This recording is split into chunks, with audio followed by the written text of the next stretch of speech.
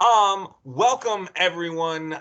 It is my pleasure to start the evening off. My name is Dr. Andy Briseno, and tonight we have a very special treat in the poetry and the presence of our Louisiana Poet Laureate, John Warner Smith.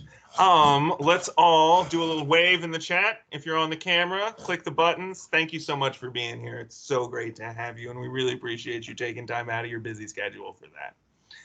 So, the story for tonight is I'm going to start things off with a brief introduction. Then we're going to give the floor to our guest, and we're going to have a brief Q&A afterwards. Before we get started, I just wanted to let everyone know that we are going to be recording this. Recording has begun.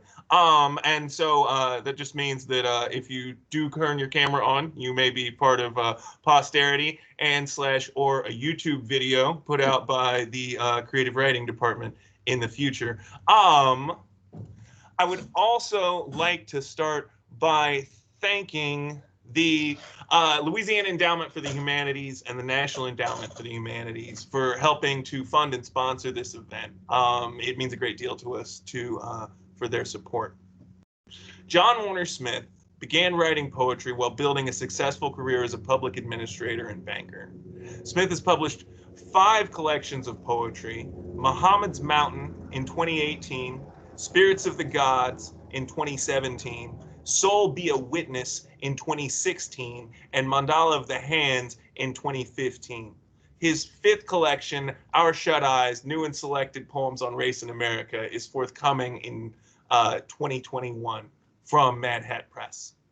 So Smith earned his MFA in creative writing from the University of New Orleans Low Residency MFA program, where he completed summer residencies in San Miguel, Mexico, and Edinburgh, Scotland.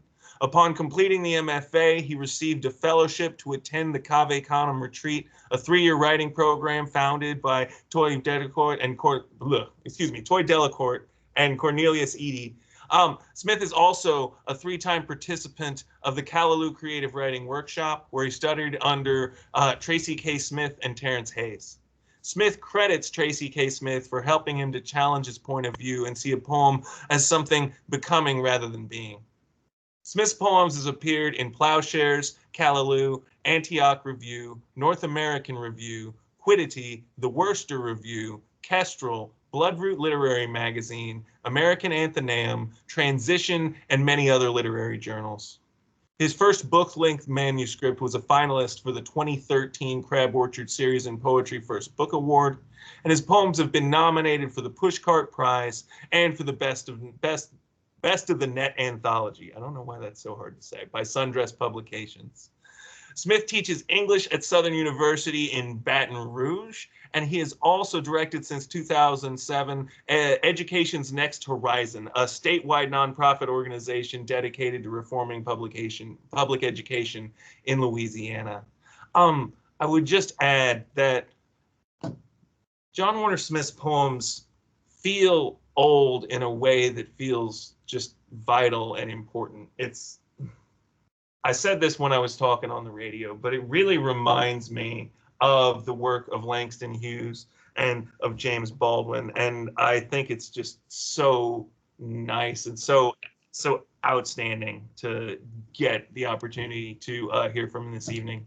So without further ado, I'm going to turn the floor over to John Warner Smith. All right. Thank you for that nice introduction. Appreciate it. I'm going to jump right into some poetry, and I'll be reading from each of my collections, and I'll wrap up, with a couple of poems from the forthcoming collection. So I'll begin with the Mandela of Hands, and my first collection, which was actually at least part of this book, about maybe half of this book was my MFA thesis manuscript, which evolved into my first collection.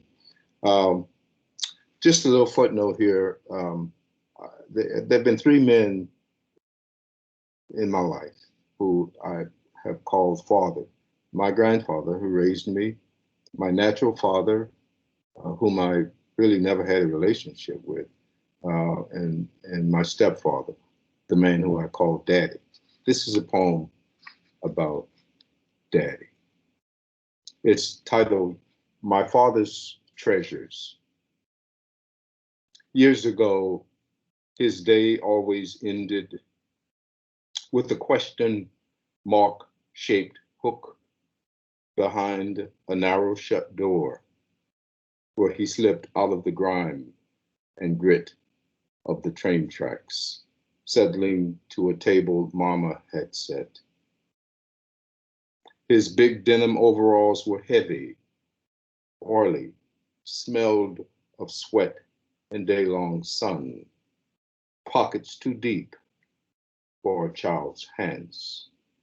I dug slowly into them, sifted sandy pebbles, the crumpled paper and loose fibers. Fumbling his pocket knife, a clump of ringed keys, I gently quieted the tinkling taps, then took few enough coins not to be missed, thinking no grown man would count change so small. Now, when I watch his thin, weathered hands cling to a tabletop corner, I feel his mind groping, grazing bare, slumbering fields, taking what little he finds. I'm going to come back to him in another poem later, which kind of adds to that story. It's a poem that I don't think I've ever read publicly, and I won't introduce it in any way, but it's called Rain Dance. In all your years, you never knew that long before your words named me, I tossed my tiara and shimmering bodice to dance the songs you had yet to sing. When you first saw me, I was a young girl, streaking half naked across your backyard, just before the bus horn blew. Quick as lightning flashed. Now, in your dying, you still wonder if you were dreaming then. Was she there? Was she rain bathing or fleeing some man's hands? You called me mama, wife, your secret lover, who gathered hay, milked the herd, and made a bed where you laid your hollow self down. I strung beads, weaved my round skirt, and spun you the way drunkenness forgets. I'm going to move to Soul Be a Witness. And just to note about this book, one summer I was on my way to a Kavikanam writing retreat, and I was in a airport. I think it was in Charlotte, making a connection to get to Greensburg and Pennsylvania, and opened an email. It was from my son, Patrick. It was Father's Day. And it was a very long email. And I struggled with responding to the email for the entire retreat at Kavikanam, and then for several weeks after. I came home, and I decided that I would respond to Patrick by writing this book. And so the poems here are poems written to and for Black boys and young Black men. This is a poem called Stars. New Orleans, a Tuesday 7:30 a.m. I'm sipping coffee at a McDonald's on Canal when two young black men, early 20s perhaps, walk in buying nothing. Suddenly, I'm aboard a mothership streaking toward the farthest stars. One, like a fly, bobs the aisles, sweaty in his Crown Royal muscle shirt, gym shorts hanging off his ass, headset in his ears.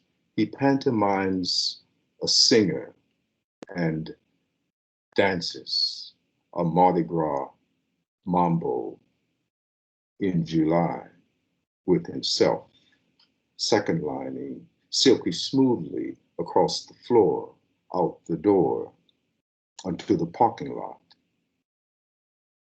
His own block party without the block. The other, well-groomed, small backpack, talks loudly, eloquently to himself about home, what it is, isn't, and should be. Then, facing the faces, he launches a soliloquy of senseless babble, and you sense the other, the voices, a stage, curtain, and cast, his fans and followers looking on inside his head. I'm gazing at stars, drawn to the glow of their wayward worlds. I can't help but pause, watch, and listen. I'm entertained, but scared because they're black men, and I'm one too, with the son and grandsons of my own. And I can't help but ponder, what's loose? What's broken? What's gone wrong? What's the fix?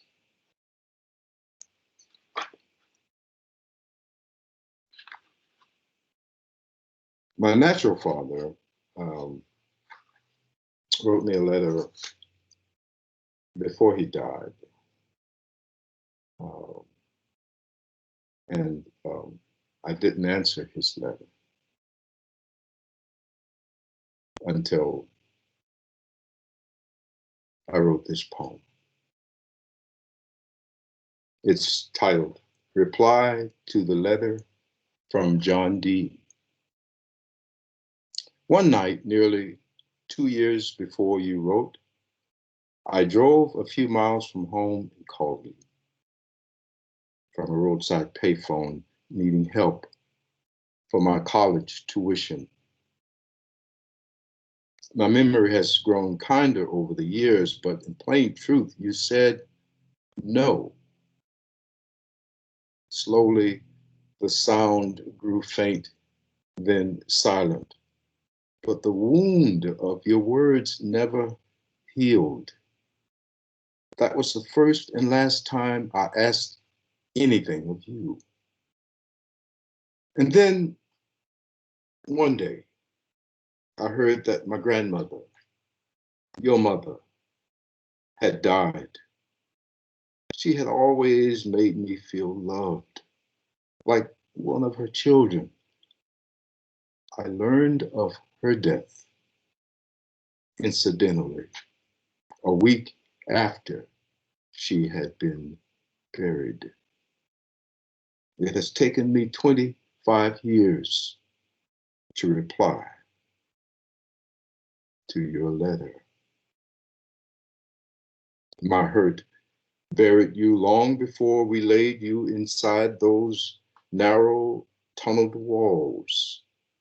There can be no reconciliation, only your loss and regret. But I forgive you. Okay, so last poem from the collection. I've got to give mom a little time, you know. I got to give mom a little time. I've given the two dads a little time. So here's one that I don't know, maybe some young men uh, in the audience can relate to. Uh, it's called Higher Ground. There was never enough water for those hot summer days when I was all flesh and feeling. Acne, shyness, a Tweety bird voice, lumps in my nipples that look like little breasts.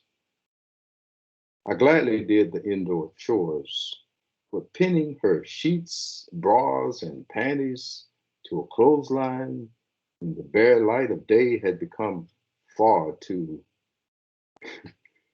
girly for the boy who had grown to hate the face that he feared the world had been watching.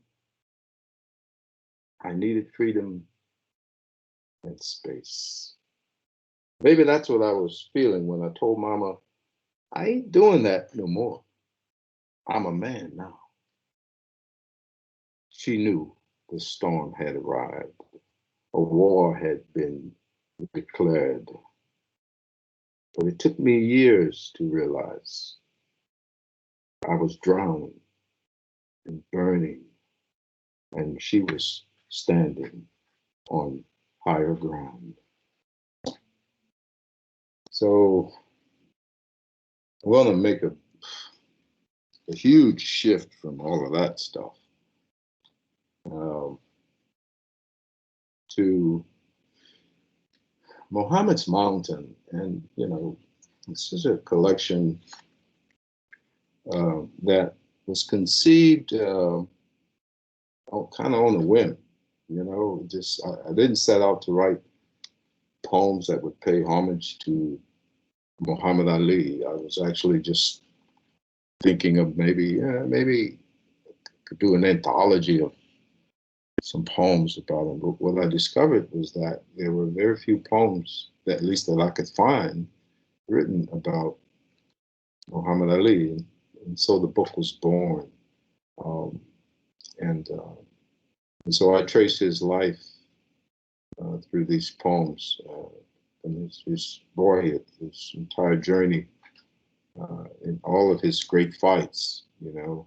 And then, you know, he, of course, as you know, was stricken with Parkinson's disease, but he went on to, even after Parkinson's, to become an ambassador for peace in the world, and a figure that we now admire. And he was such an icon. So here is a poem. It's another one that, and really, I've never read publicly. Thought I'd read it tonight. Um, After Muhammad, you know, had refused to step up to be inducted into the military. The title is Message from the United States of America to its young black men. And there's an epigraph here. There's battle lines being drawn. Nobody's right if everybody's wrong. Buffalo Springfield from the song For What It's Worth. Great song. So there you have it. 5 years in prison and a $10,000 fine. A warrior without a cause, a champion without a crown, without honor, and the millions he would have earned. Once a shining morning star, now a speck of dust on the hall of sports immortality. Let Ali be a lesson to every thug and holy rolling draft dodger in America, whether you're under the mattress or behind the cloth. The law has no respect of persons. We will win.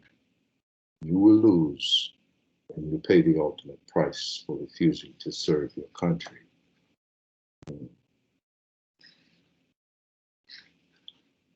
Ali, I got to give you at least one good, um, you know, fight poem, huh?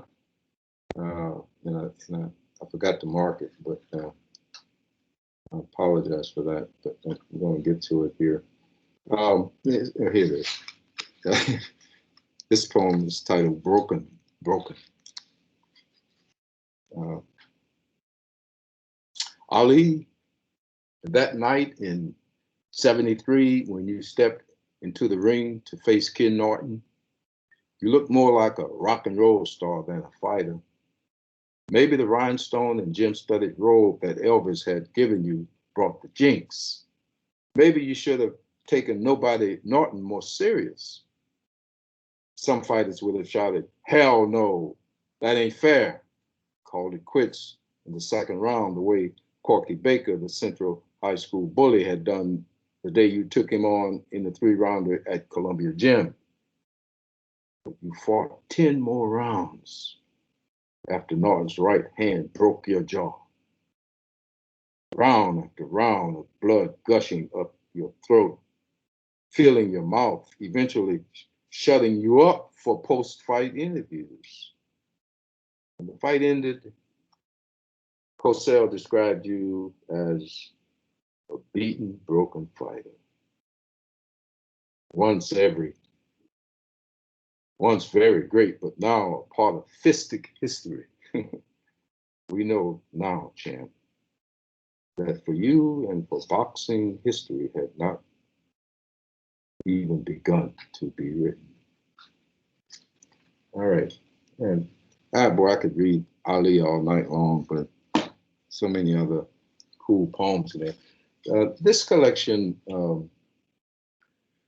Spirits of the Gods, is an unusual collection. It's something different for me. I collaborated with an artist, a painter, a visual artist named Dennis Paul Williams some years ago. A very close friend of mine. We had talked about doing this and decided to just take a leap of faith and go do it. But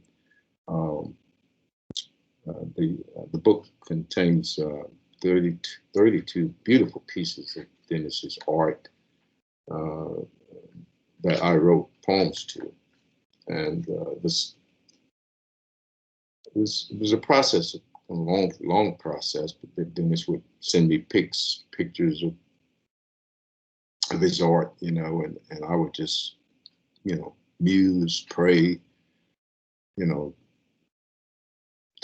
grab a glass of wine or share it with friends. I mean, I would just live this poem,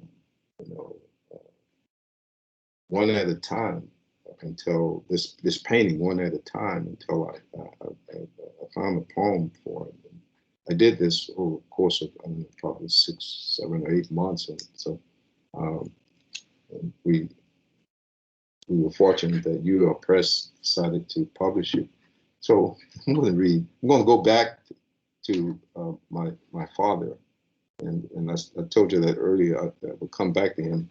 So I'll tell you, I'll give you a little, I guess a little more information about the circumstance. But my dad died of Alzheimer's, and in that first poem I read, he was sort of in the beginning stages of where he was losing his memory. And here is a poem titled Inner Space. The loss of my father's memory of me didn't hurt nearly as much as my having him arrested, locked down, and made to walk like a zombie, wandering hallways and pulling on locked doors that he thought would take him home. In that space, I believed he discovered his own planet. Without humans, streets, and animals he had once known. But who's to say? Who's to say? He didn't talk with extraterrestrials, didn't see and hear angels singing his favorite Zydeco songs. Who's to say he didn't love?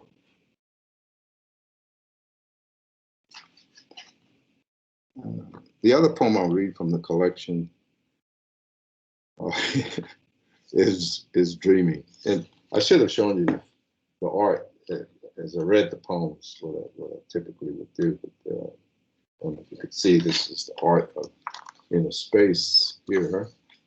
Beautiful piece of art. And the poem Dreaming. This is the art of dreaming. Um, dreaming. One morning, I woke from dreaming that I had been called up to pitch a Yankees Mets game. I left home at 5:30 p.m. to drive to the stadium. Outdoors, chimes were jingling in the lightly swirling trees. Clouds moved south and made the moon disappear. Later, I made the sound of rain with the 1 cup tin pot percolating on a low blue flame. As I thought of her lying in bed and what I wore our first Easter, beige polyester knit slacks, a brown and white paisley shirt, and a brown patent leather belt. The moon returned, winked. 2 songs, Daydreaming and Ain't Understanding Mellow, played in my head. Everything was new.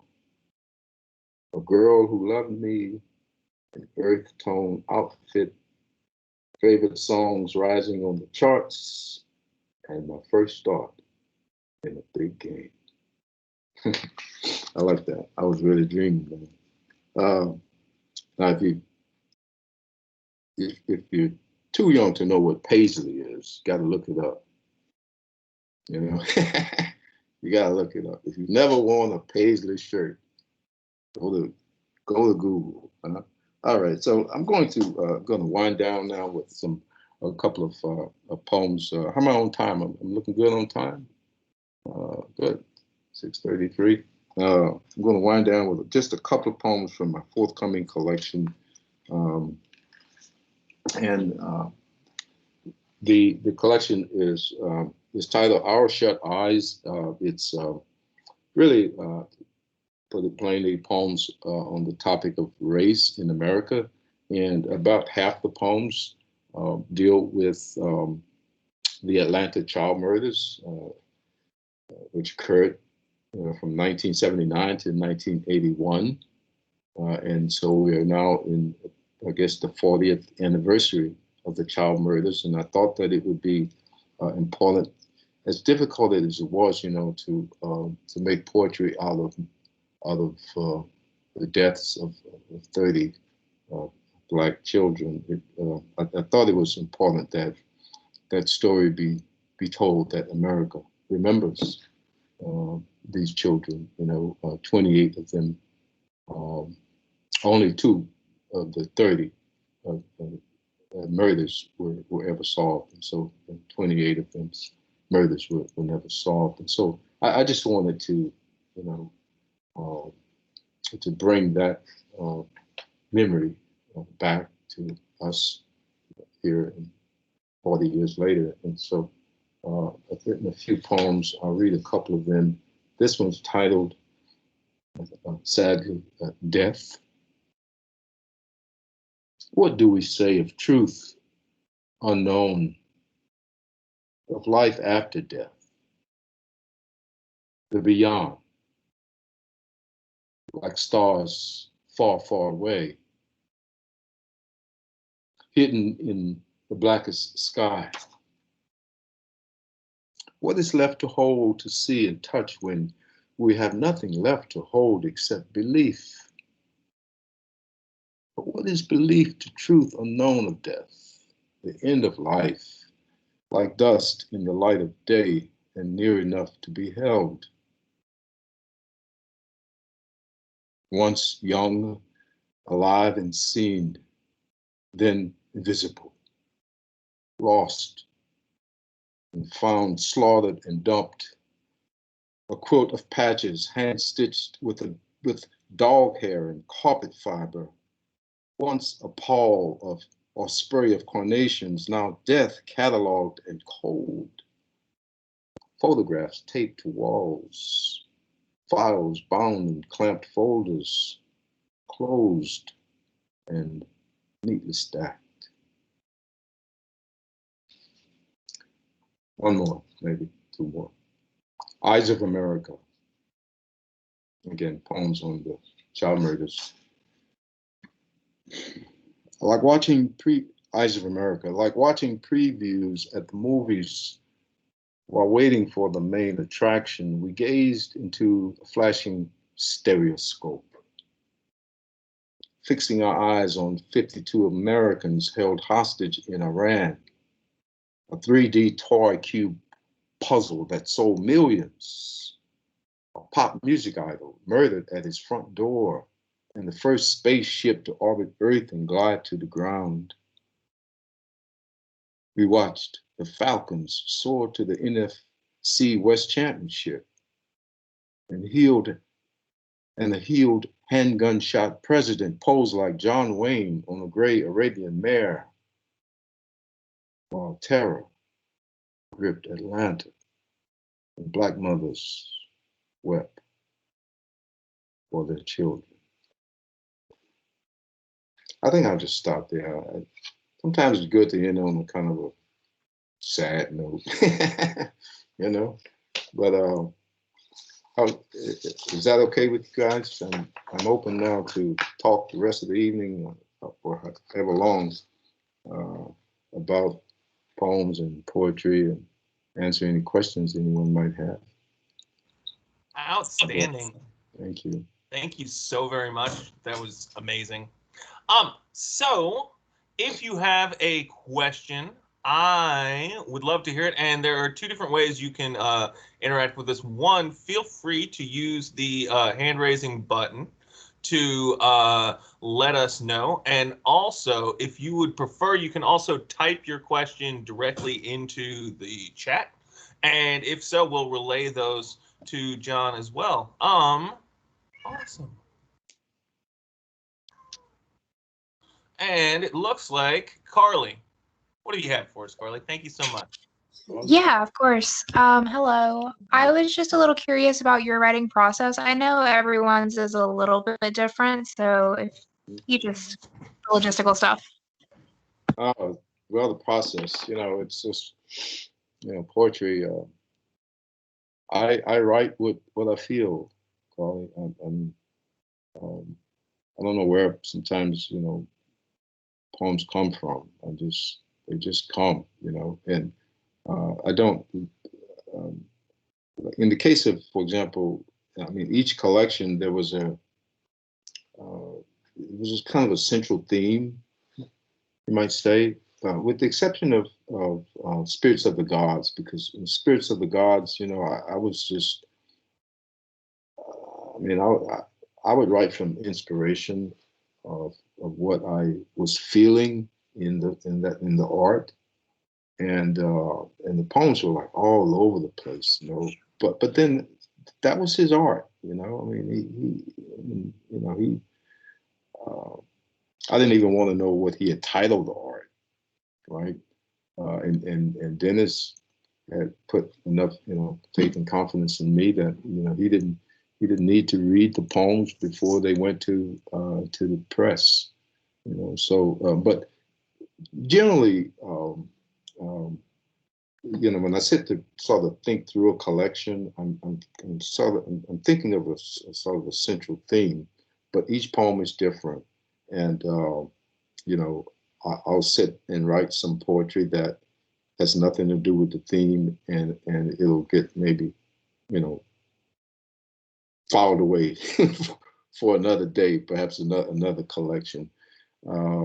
But I much of my poetry draws from history and from personal experience, but not all of it.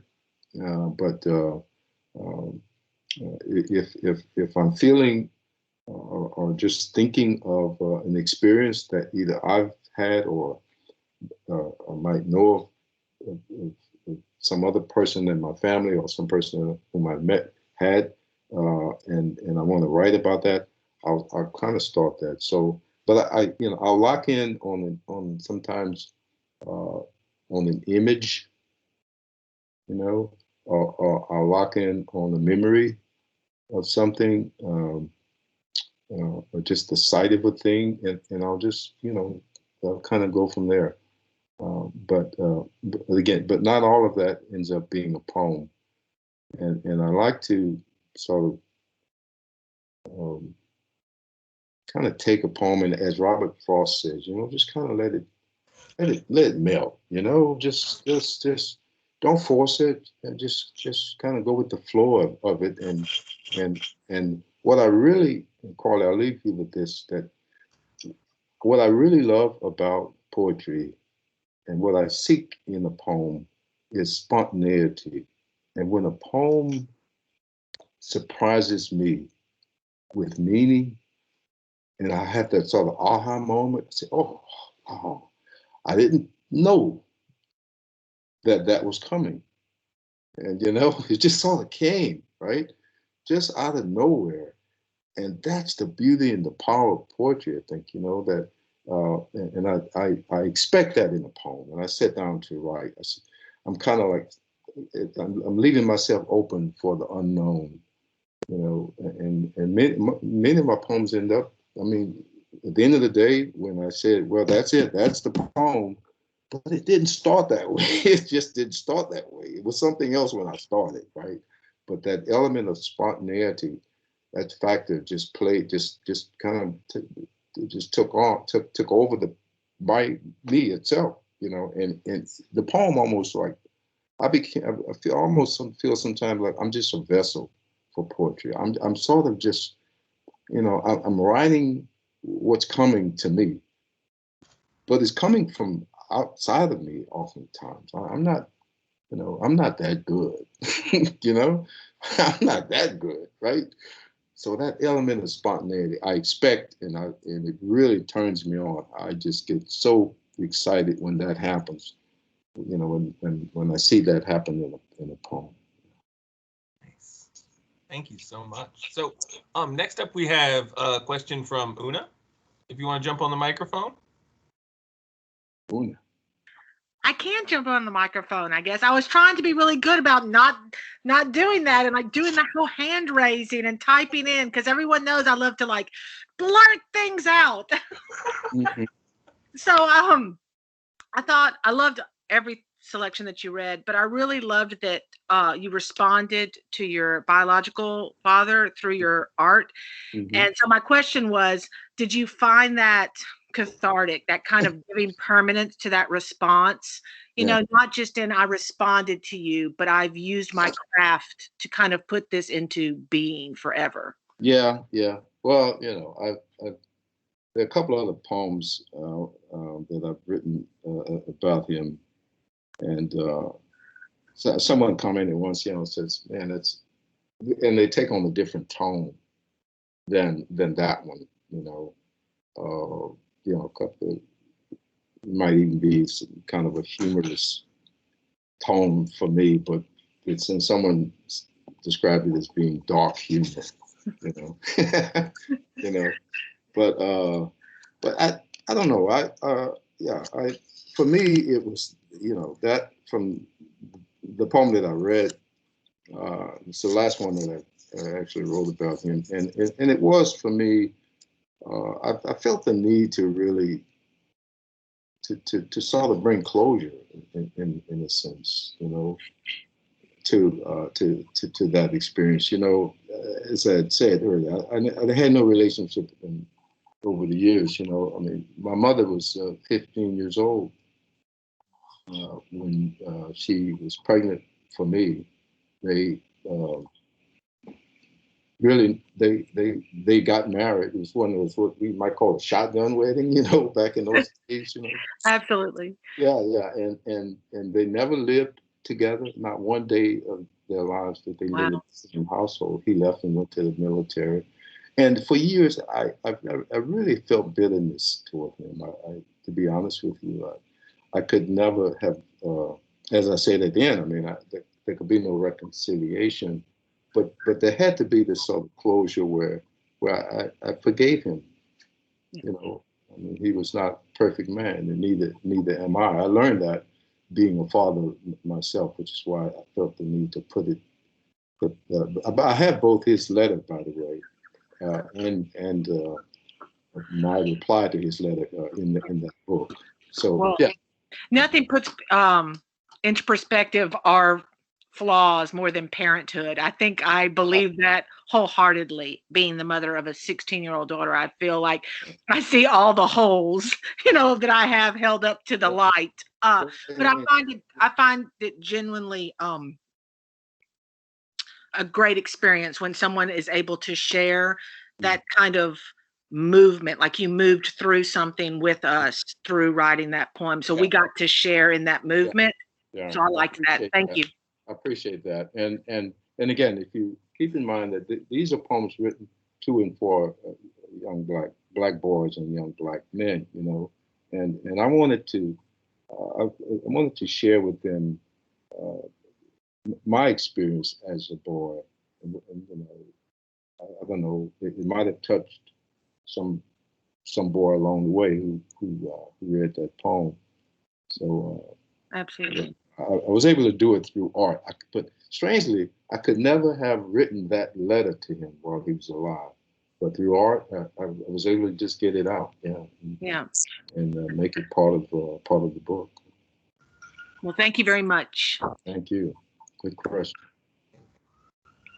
That was awesome. Thank you. Rebecca, please.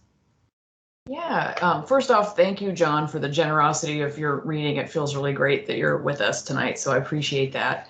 My question sort of joins the conversation that Carly's and Una's questions have started. I want to ask you about how you move in the world as a poet, because I think so much of being a poet is sort of living in the tension between what's private and what's public. There's this private moment of recognition or inspiration or whatever goes into that act of the writing, the creation. But then your relationship to that poem changes when you publish it or when you otherwise share it with the world. So I was wondering, could you talk to us a little bit about that, how you grapple with those competing forces, that private side of the act of writing and being a poet for yourself versus the public side of being a poet who then shares that work and about poetry at large? Let me tell you, great question. For years I was in a closet. I had a persona of a banker and a public administrator. I was in the administration of Governor Kathleen Blanco as Secretary of Labor. And I went to Chief of Staff one day, and this was in 2005.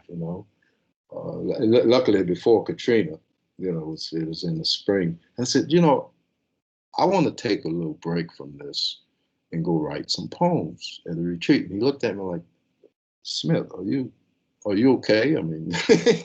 Where'd this come from, right?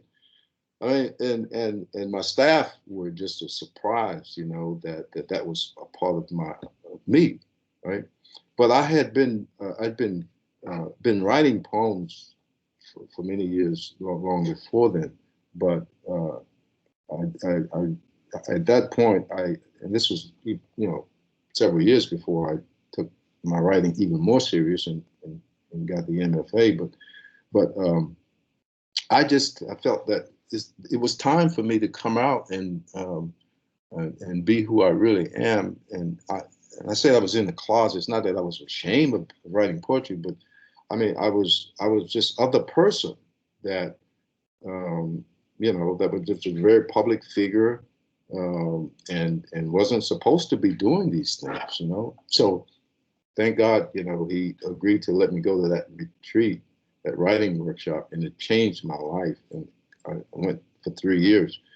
But the answer to that question is really a very long one. But that was kind of the beginning of me sort of realizing self. And I think I've been on this journey, I think, for a long time of self-realization. Very few people, I'm not going to get there. I'm a long way from it. I think very few people reach that, that sort of point on the mountaintop, But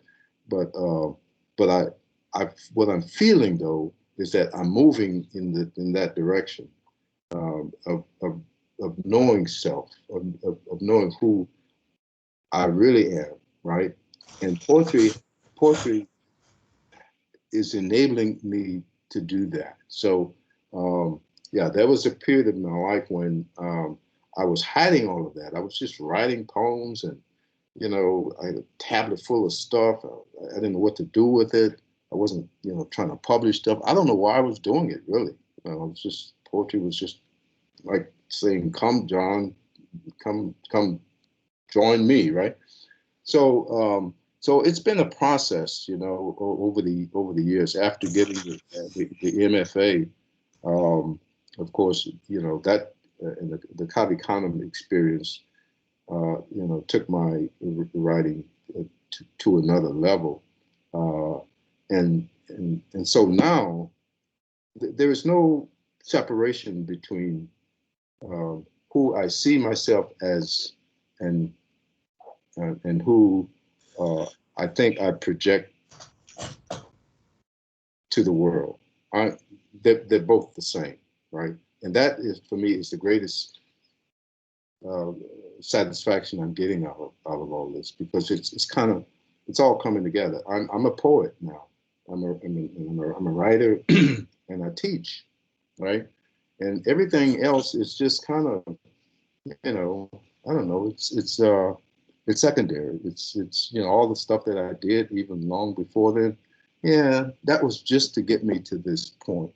But I am a poet. I'm a writer, and I'm a teacher. But it took me. It's been a journey. I'll be honest with you. It's been quite a journey. I've struggled with that. I guess that process of knowing who I am, and the essence of me is all about. But poetry has helped me to find me, I guess you might say. I don't know if I answered your question, but it sounded good. No, you did. I know there are a lot of students who are joining us today, and I know they always appreciate that access to writers talking about that sort of early self-mythology creation, coming to terms with what it is that you're this creative person. I made a comment in a conversation I had with Shane a couple of days ago about, when I was a college student, I loved to read. I worked at 2 libraries. I fell in love with English, with American literature. Of course, I didn't know that there were even Black writers back in those days, right? I had heard of a couple of them, but we weren't studying African American literature. But I fell in love and with literature and writing, and I ended up. I had another major, but I had enough credits to graduate my first degree with a degree in English. So with a teaching certificate in English. So I was certified to teach English.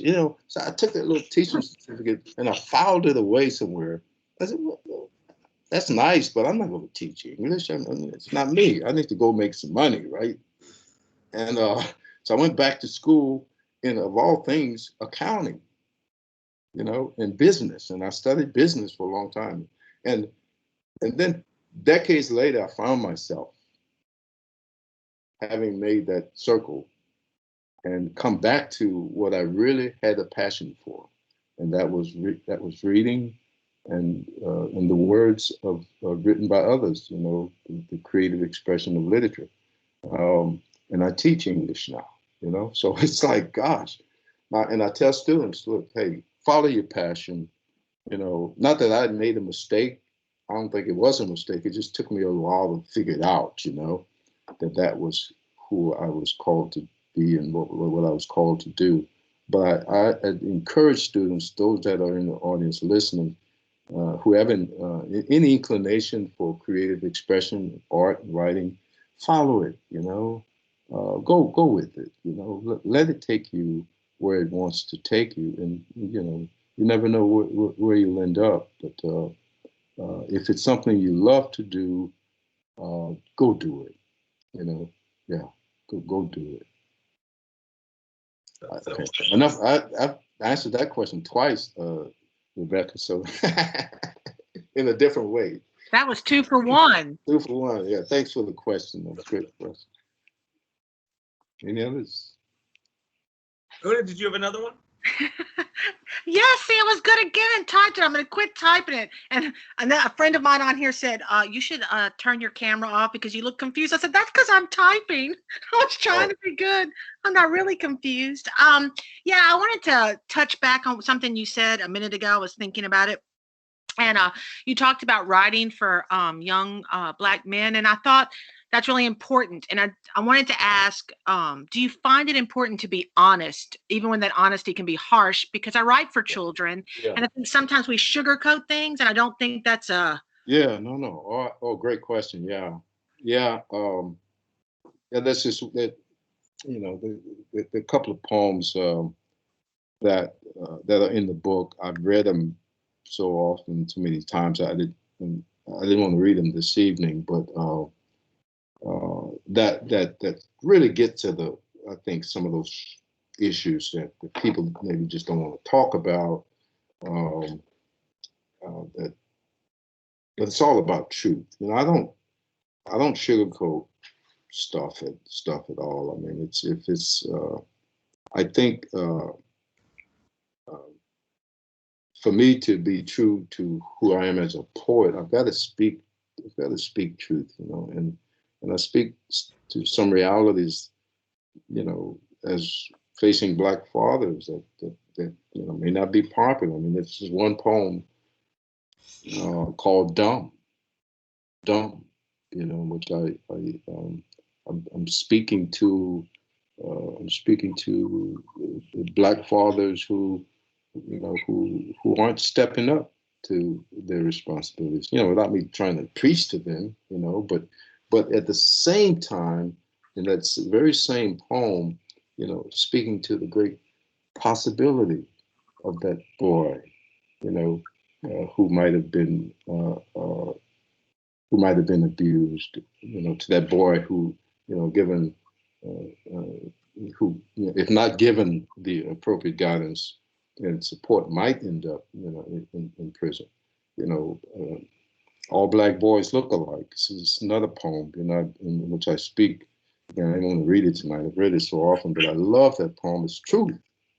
I mean, I've lived it. My father lived it. My grandfather lived it.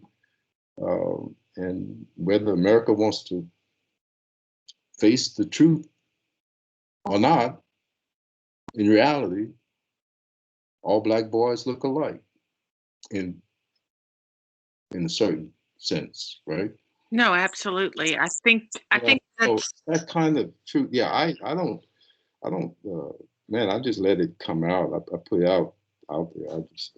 That's the only way I can write, Well, I think that's so important. I think that we often forget that, children and young adults are just humans with, less time with their feet on the ground. It doesn't mean that we have to shield them from everything. And I wonder sometimes if we do them a disservice when we do that. I think so. Sometimes, but for me, I'm a Black man. I'm a 68-year-old Black man. I've been through some stuff. Yeah. I've got an uncle who lives with me, my wife and I, who is 81 years old. And if you think I've lived through some stuff, you got to talk with him, right? But I've got, as of last week now, 11 grandkids, and 9 of them are boys, right? So I kind of, yeah. So Tired. I can talk about all of that, right? And the whole experience. I mean, we can travel the last 250 years of the Black American experience in this country. Now, I can talk about the last 100. I can talk about the last 60, the last 70 or 80. But when I do, it's got to be real. I've got to speak truth. And I always, when I write about poems like that, I'm always thinking of black men and black boys. I mean, I wrote a poem um, shortly after Alton Sterling was killed here in Baton Rouge. You know, why being a black father in America today frightens and angers me, and it really does frighten and anger me to see the murder taking place of young black men at the hands of the state, of the police, and it does frighten and anger me. I mean, I just had to get it out, and it's actually published in Spirits of the Gods. When the body cameras recordings were released, I don't know, maybe 2 years ago or so by the Baton Rouge Police Department, I wrote another poem, a very long poem, after hearing on the Alton Sterling incident. You know, after hearing those recordings, and it's going to be in the forthcoming collection. I have not read that poem publicly yet. I will not until the book is published. But it's, you know, I said all that to say this. What qualifies me to speak this way and to write this way is because I've lived it. Hmm? And, you know, I've got neighbors living next door or not anything like me. They don't look like me. They didn't grow up anywhere in the environment that I grew up in. You know, they can't write these poems, but shame on me if I don't. So I almost feel like it's a responsibility of mine. I must do this. Not that anybody, it's not, my experience is not unique. I mean, there are many black men and boys out there in the world who can say these things, right? But as a poet, I just feel like I've got to get them out. That has to be part of the words that I give to the world. Yep. Mm-hmm. I think that's important. And you know, I cannot speak to your experience, but I appreciate you talking about it in a way that that allows for more people to be part of it, you know, Yeah. more people to understand, more people to see. And as I've said, I really like to think that my poetry kind of, if people will read these poems, especially in this forthcoming collection on race in America, I see them as a bridge. You know, we have all these issues, these differences, these problems, you know, and we don't always get along, you know, but I think through, by sharing, if we can just share more experience of what the experiences we can share together, talk about those experiences. So I do it through poetry. You know, I mean, that's the way that's my contribution to it. Whether you read my poems or not, I'm just putting it out there, and with the hope that maybe through my poetry, maybe we can bridge a few of these differences that divide us so deeply in America today, and that have, you know, for centuries divided us. So I'm just doing my little part. Speech and more speech. Absolutely. Just doing my little part, whatever little part I can do. Well, you do it lovely. I really appreciate it. Thank you. Stand there. Do we have any other questions? Oh, come on. It's got to be a 5 or 10 worst question. Rebecca?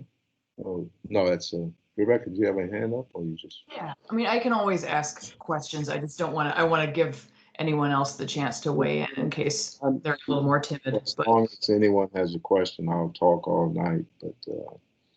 Sounds good. We like listening. I'll ask another question with the students in the audience in mind. You know, something that I talk a lot about in my classes, and I'm sure you have similar sorts of conversations with your students, is how to guide young writers to figure out their own way, their own path forward. You know, a lot of writing teachers sort of fall into this pattern of, well, these are the pieces of advice that people tell, and we're going to repeat that narrative because it's something that people have said over and over. So I'm wondering if you can first talk to your own experience when you were earlier in your journey deciding that you were a poet and deciding to commit to that study. Yeah. Was there a piece of advice that really, from a mentor of some sort, that really helped you? Or was there a piece of advice that really seemed to clash with your own sense of how you knew that you need to be as a poet? And then how do you help students through that too?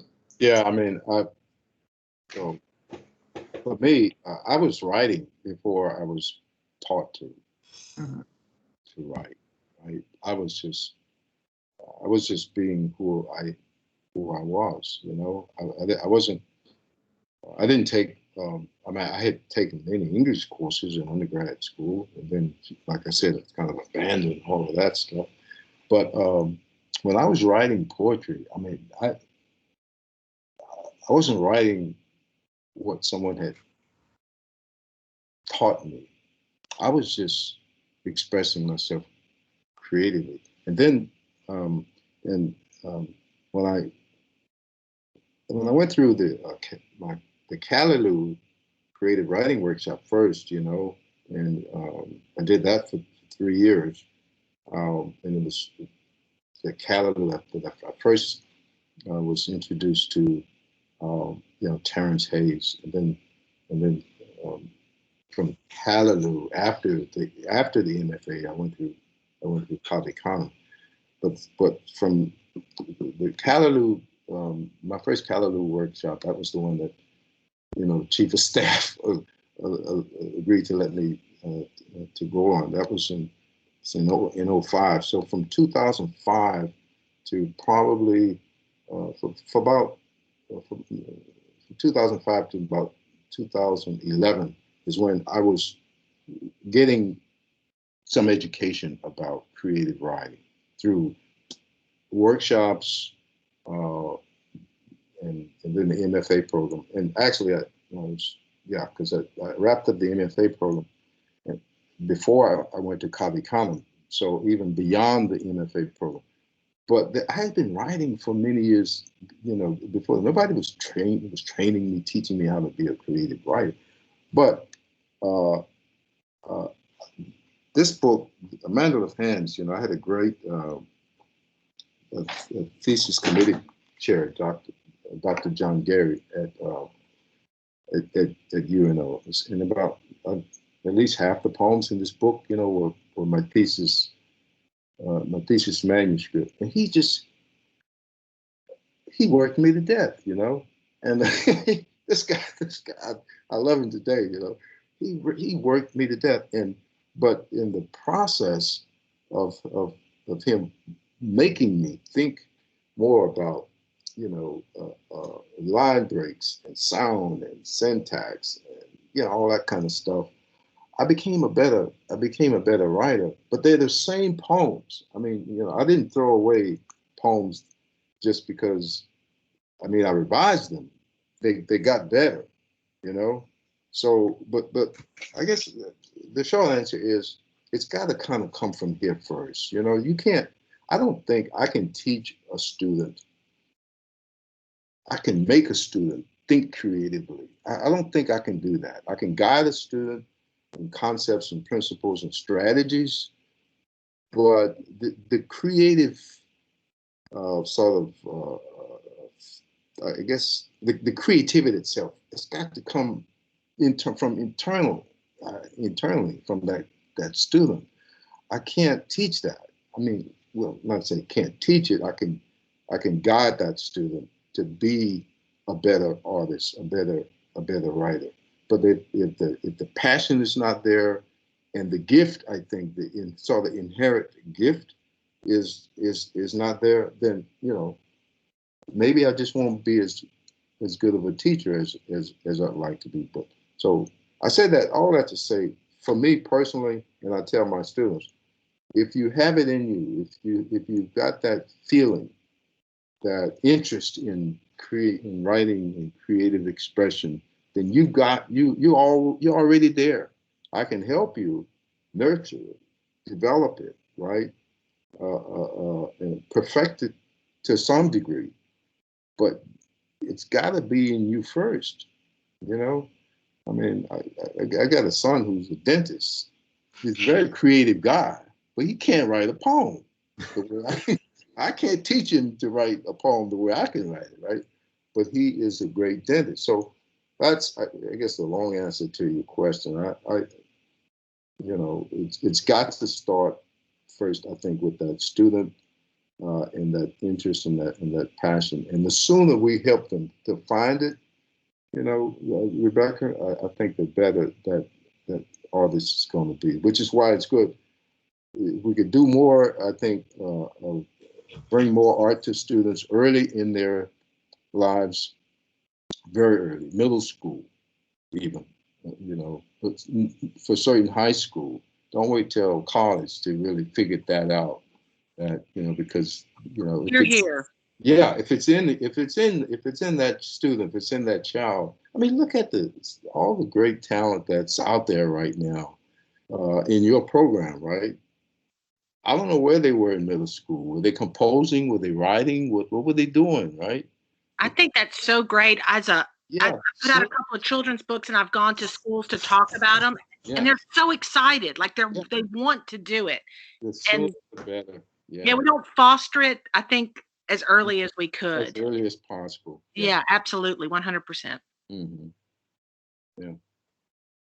I'm sorry, Rebecca. I give such long answers to easy questions. No, it's great. I like the conversation. I really appreciate your remarks on trying to figure out how you nurture the person themselves. If they've got that thing inside them to say, then it's not so much about craft. I think there are so many conversations developing now in creative writing as a field of study where people are finally trying to make that shift where, of course, it's important to teach craft, metaphor, rhythm, and all that. But that's less important than helping a student really figure out what is their thing and how can they articulate that in a way. And I think I'm a perfect example of that. I sat one day thinking, what if I hadn't found Callaloo? What if I hadn't found Kali and what if I hadn't gone through the UNO MFA low res program? It was a student. We were all students at Callaloo. My last year at Callaloo, and I was like the old guy there, right? They just, I'd been there 3 years. They were workshop participants who the ages of my children, and I was, I was leaving. That might have been the last day of my last year. I was walking from a workshop going to the residence halls or something, and there was this 19-year-old, very creative, very talented writer whom I had a lot of respect for, and she said, you should think about going back to school. And Darlene was her name. I said, are you crazy? I said, Darlene, I've got a family, I've got a mortgage, I've got a car. No, I can't quit school. Just think about putting more responsibility on myself by going to school to study writing, right? But she guided me to the UNO program, and that changed my life, right?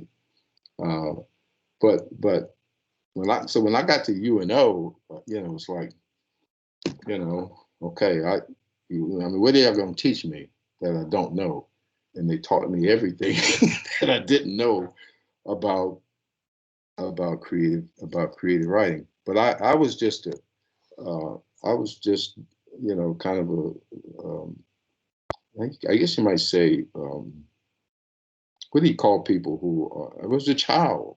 I was an infant. I was a grown man who had this passion for writing, but I had to be nurtured, right? And so they fed me milk, and they gave me a good dosage of it, and really brought me a long, long way. And I'm so greatly appreciative of the instruction that I got in those years, and the time I was able to spend out of the country with those experiences. But yeah, so yeah, that's. But we've got to find that inclination, I think, in the young people today. You've got to tap it. You've got to make it. You've got to help them to discover it, because many of them don't know that they've got it there, and they have it down there. It's down inside of them. We've got to figure out ways to, kind of help them to realize that the gift, that the interest, the passion is actually there. Yeah. I'm talking a lot, man, but y'all got me all excited and pumped up. Thanks for those questions. Yeah, I think you're absolutely right. I think it's so vital, and I think, like I said, we always think there's time, right? But the time is now. Yeah. And so I think always thinking that not looking forward, but looking now is important. Absolutely. Awesome. So it looks like we have a question from the chat. And this one comes from Michaela Broussard. I'm going to go ahead and read it rather than do the jump on the mic thing. So Michaela asks, have you ever been stuck with an idea for a poem and unsure how to write it? How do you work through that specific kind of writer's block? It's such a good question. An idea and not know how to write it. Yeah, that does happen. Yeah, I take one poem at a time. And for me, I've started on poems that I just didn't finish. I just put them down, but I don't throw them away. They're somewhere. They're handwritten notes or something, and I can tell you, there's poems that are going to be in this forthcoming collection. They're poems in probably in most of my collections that started out as being something that I didn't finish, right? But I didn't throw them. I didn't throw it away. I kind of kept them, kept those little pieces of paper. I don't know where you keep yours if you have that kind of stuff, and and yeah, and you go back to it, right? But I don't. I work a poem. That's a great question, but I work one at a time, and if I can't get there with it, I just kind of I put it aside. And somebody told me, I don't know if it was in the FAE program or something. Maybe one of the professors told me. Sometimes I know it was at one of the Callaloo workshops. I think one of the poets said, sometimes you just got to let it go. It's just not working, right? And I never forget. I had an experience. I think it was at Covey County. Chris Abani. He's a great novelist and poet. I don't know if you ever read Chris Abani's work. He was doing this workshop, and I had this poem that I thought was a really good poem. I thought, I brought it to the workshop, and read it, and and Abani took the poem and just scratched out every line but one, and he said, "Go write a poem with this." I said, with one line, and I struggled for a long time with trying to find that poem. I really did, and I eventually found it, and it got published in a pretty good journal, but so it kind of, those things happen, sometimes it's hard to let go something that's just not working, and then sometimes you think you've got it and it's just not coming to you, right? But that's okay. Just set it aside, but don't throw it away. Set it aside and move on to another piece of work, and who knows, it may come back and become a poem one day. Maybe that day didn't work for you, right? But one day it might work for you. But just hold on to it. Yeah, that does happen a lot with me, and I have a tendency to just overwork a poem. I don't know about you guys, but You know, you just revise and revise and revise, and you almost at times you kind of you start questioning. Darn, man, it's been about 30 revisions of this. You know, when am I going to let this go, right? Or does it need to go at all? Or is it maybe it's just not worth? Maybe it's not a poem, right? So I struggle with that a lot. But my advice to the student asking that question is, if you whatever words come out of you, hold on to them. Even if you get stuck, you get blocked, you can't finish, set it aside and go on. But don't ever throw it away. Don't ever throw it away. Keep it. That's Yeah. awesome. I couldn't agree more. Michaela also had a kind of a follow-up question. Have you ever been unsure on whether you should share a poem because of the context or the possible reactions it might receive? Oh yeah. Yeah. Oh, you mean a poem that I've read that I've in the book? Uh, I, yeah, and I think she's like wondering, like from her perspective, what advice would you give to a student who's feeling that way? Like whether or not they should share a piece because of its context. sometimes there's just the conversation that poets have. I'm sure. I know. I've thought about it. At what point am I sharing too much of me with the world? At what point am I mean, sort of divulging just too much personal information? I mean, what's the point? I mean, I've got I've got many more secrets that I don't talk about that I talk about, right? And there's some things I wouldn't dare write poetry about. I mean, hell, I don't need you to know every dark thing that has ever happened to me or every. I'm not about to go there with that, right? I've got shadows like anybody else, and I mean, I'm human. I'm weak. I've done some things I'm not proud of, but you know, but you kind of know when there are things that experiences that you've had that you should speak to because the world needs to hear that, because somebody reading your poem might be touched by it in some kind of way, and you just kind of have to feel that, right? Um, I mean, I was reading a poem last night. I was trying to tape a video last night, and it was this poem, Hands, and it's a very personal poem. It's in Soul Be a Witness, and I couldn't get the recording to work right, but I talked about some very personal stuff. I mean, my grandfather, having served in prison for killing a man, and me having personal experiences with police and all this kind of stuff, and I use the word nigger in that poem, and it's one of the few times, it might be the only poem that I've ever written where I used the word, but and I thought about it, since that poem was published, and it got published in a very strong journal, Transition, based at Harvard, and I didn't give any second thought to that word being in the poem at the time I wrote it and published it, but last night reading it in the recording, I said, I wonder how some people might react to that, if they'd ever.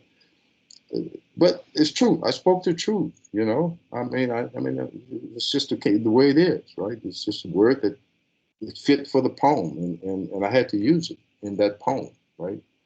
So you just kind of have to feel your way through that. There's some things you feel like are just too personal, or some things are too hurtful even to even speak to in poetry. You just don't want to go there with it, right?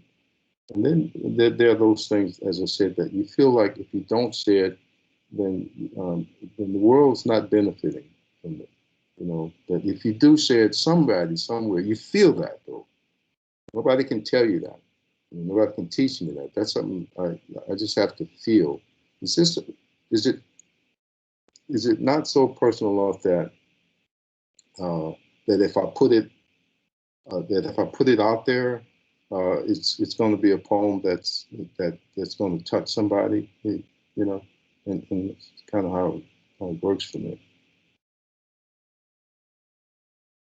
I know. Thank you so much.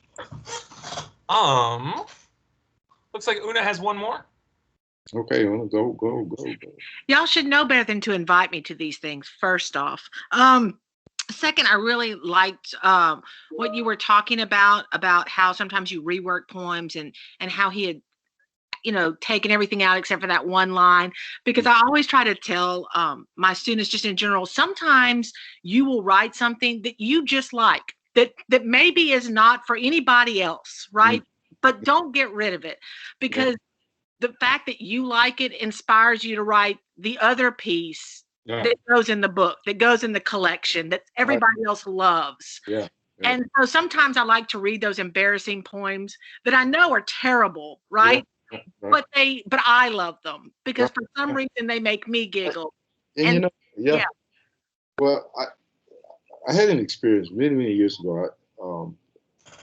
Back in the 80s, I bought some art from an artist who has since died, and I went to his gallery, right? And I wasn't writing poetry. I didn't know what a poem was probably back in those days, but I loved his art, and he had, there was this corner of the room where he had thrown stuff away. And I looked at it and said, this stuff. I said, so I asked him, I said, William, why is this stuff just thrown down here in the ground? And it's just, I can't use that. He said, I can't use it. So what do you mean? He said, well, I can't finish it. It's stuff he started. He says, I just can't finish it. And I picked it up and I said, can I have that? It was scrap to him, and it was art to me, right? But he had that standard. He knew what, when a painting was a painting for him, right? And he'd start on some stuff, and if he couldn't get through it and finish it, that was his pile, right? And I don't know if it made its way to the landfill, but I picked up a couple of pieces and brought them home, But so I think it's just kind of relative, right? Absolutely. I really think it's relative, but you just kind of have to work yourself through that process. But I'll never, as I said earlier, I'll never throw a poem away. Yeah. If I've taken the time to think through it, now I might have lost a few. There's some pieces I wish I could find. And I'll say this now. I'll end on response to that question with this. It's a funny thing. I don't know about you, but I can't recreate a poem. I mean, I can take this book, and if you ask me, John, write The Girl Inside. I can't do it. I can't recreate any of these poems exactly like this. I just can't. I mean, I can, I maybe come close, right? But I don't remember these poems. I'm not a performance guy. I don't memorize my own writing, right? And I think that's the beauty of the art, that it was meant to be created in the moment. Or however long the moment took you to do it, and you might not be able to create it again. And that, but for me, that tells me, that's a piece that, that's special. Yeah. I can't do that with any poem. I can't go back and write any of these poems again. They're done. They're baked. I could come close, but you can reproduce to some degree, but you cannot. I don't think you can recreate. No, I agree. I think in a letter, Ansel Adams, who's a famous photographer, I'm sure most people know him, wrote to his mentor one time when he was having this epiphany about what love was, right? He talked about creating and how, you know, we create things as if they are our children, right? You know, that our art becomes this, you know, like it's not just a parent love to a child that mimics this kind of creation, right? And so I think there is something to what you're saying, that every creation of yours doesn't always have to be shared, right? But every creation is yours, and to keep it is nice. But if I decide that I'm going to put it in the manuscript, then I want it to be out there. I want the world to see it. You know, I might have, you know, maybe had to struggle with it a little bit. And some of the poems that, like, you know, the poems that I write on issues like, you know, police shootings and those sorts of, you know, kind of sensitive issues. Yeah, you just kind of have to think about it a little bit and choose words that that are poetic but that speak truth. But I didn't have any second thoughts about talking about the Alton Sterling shootings. You know, I mean, that's real stuff. Or the fact that, you know, this poem, you know, about schools not teaching Black boys what they should know. I mean, that's for real. You know, I mean, that's I didn't have any second thoughts about writing poetry on topics like that. Right. But, you know, you just have to get there. There has to be that comfort level for you as a poet. You know, what do you say? What shouldn't you say? You decide that, you know? Well, that's kind of probably why they call it the naked truth, right? Because, Yeah. you know. Yeah. Thank you. Sorry to take so much time, everybody. Well, I appreciate your questions. So, anyone else been waiting for that last question to smash in here? They're probably saying, "Gosh, this guy won't talk." Last hour and a half, that hasn't been too bad. Nonsense. This has been outstanding. Well, first off, let me say thank you so much once again. It's been a true honor and a pleasure. And of course, we also need to thank our sponsors, the Louisiana Endowment for the Humanities and the National Endowment for the Humanities. And I'd also like to extend a particular thank you to Dr. Shane Rasmussen for really spearheading this event and being the coordinator with LEH and with everyone, and really just like helping us so much with this. It's been a real pleasure and a huge thank you to him. Other than that, I would just like to let everyone know that our next creative writing event for those of us live in Natchitoches will be an open mic on March 20th. And we also have the spring read coming up. Una, tell me the day. You didn't turn your mic on? 25th of March. 25th of March. Yes. Outstanding. So look for those events. Other than that, folks, thank you so much. Let's all give John a huge round of applause. And thank you, everyone, for being here. It's been a great pleasure. Thank you all. Appreciate it. Thank you so much. Been a Thank blast. you so much. Thank you. Thank you.